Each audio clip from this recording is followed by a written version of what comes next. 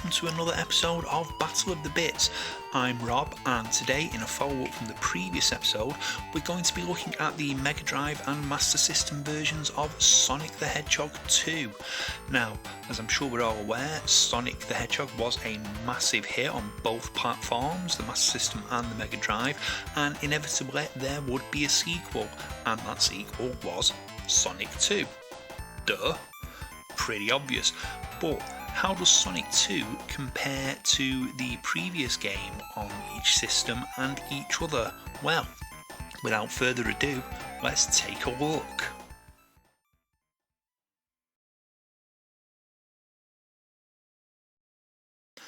And with the iconic Sonic splash screen for the Mega Drive, here we are into Sonic the Hedgehog 2.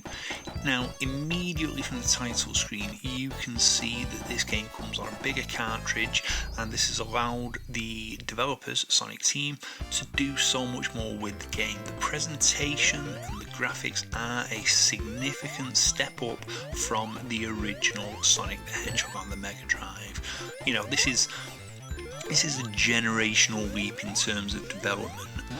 Now, this game does look beautiful. You've got layer upon layer of parallax there. You've got beautiful sprite and background work, and the game flies along. Obviously, in NTSC mode, you get full 60 frames a second. If you're playing this on a European Mega Drive, you'll be playing this at 50 frames a second. But to be fair, you won't really notice any difference. It was pretty well optimised as these things go. Now, as you can see, the game looks stunning.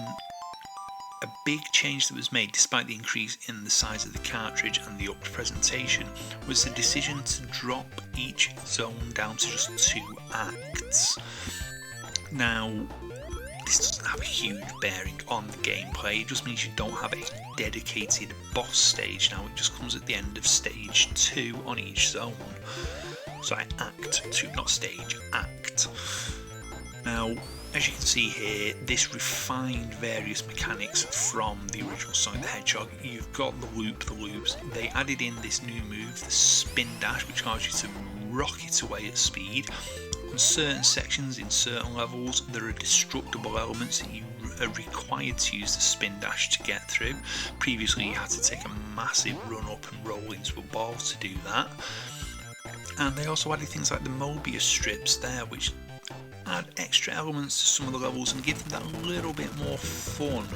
Now, here's your first boss fight. As you can see, it's not massively complicated, and having your little friend there, Tails, doesn't really help much. In fact, throughout a lot of the game, having Tails follow you around is more of a hindrance than a help. He can get caught on scenery, he can lose you rings when you don't want them to be lost, but he's there. He was one of the new elements added to the game, and you know, it just helps make it stand out. You know, Mario on the NES and SNES had Luigi, but he was never with him. It was one or the other. Here on the Mega Drive, you got both, and if you had a second pad plugged in, a second player could actually utilise their controller to control Tails, which added a little bit of fun. And you know, especially if you had a younger sibling who may not have been brilliant at games, it certainly could involve them in playing the game with you. Now, having said all that and showing how much this improved over the original in terms of its looks and its smoothness, let's take a look at the Master System version.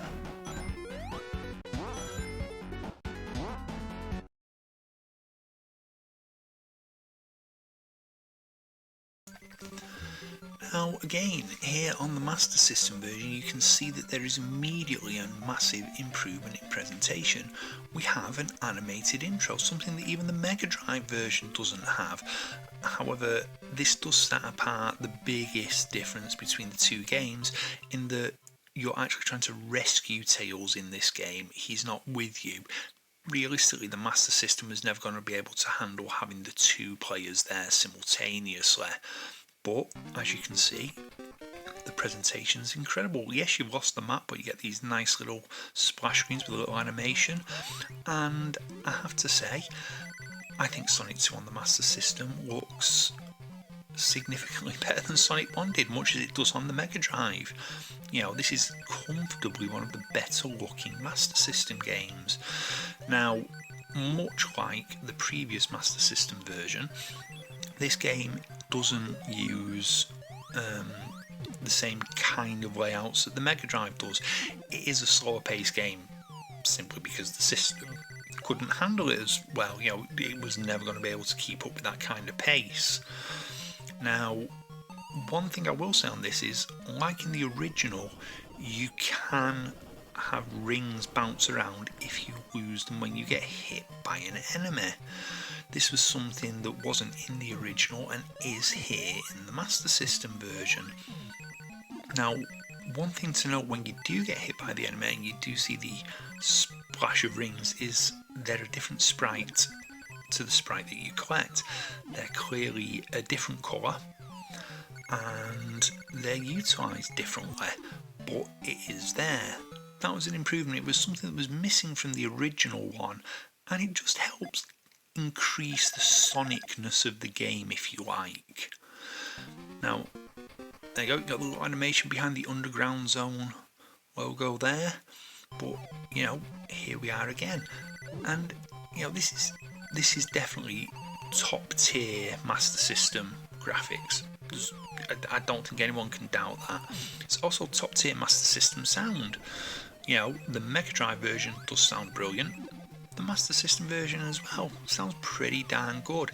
In fact, I like both of them.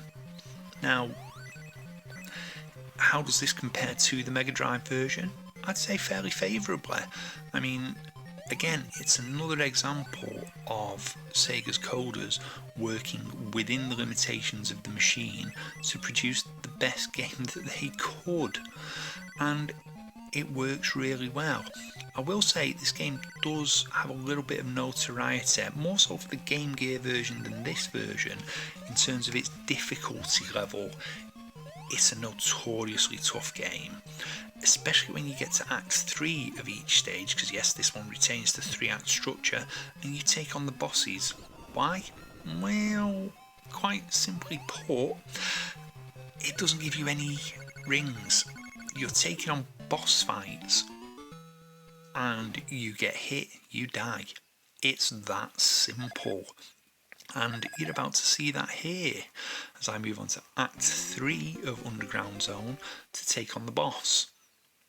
It makes it very difficult. You've got no rings.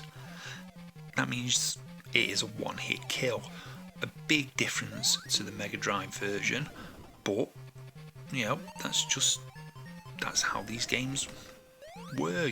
They wanted to increase the challenge, and they found the best way to increase the challenge was to make it as difficult as possible, not to come up with clever level layouts, but just massively whack up the difficulty.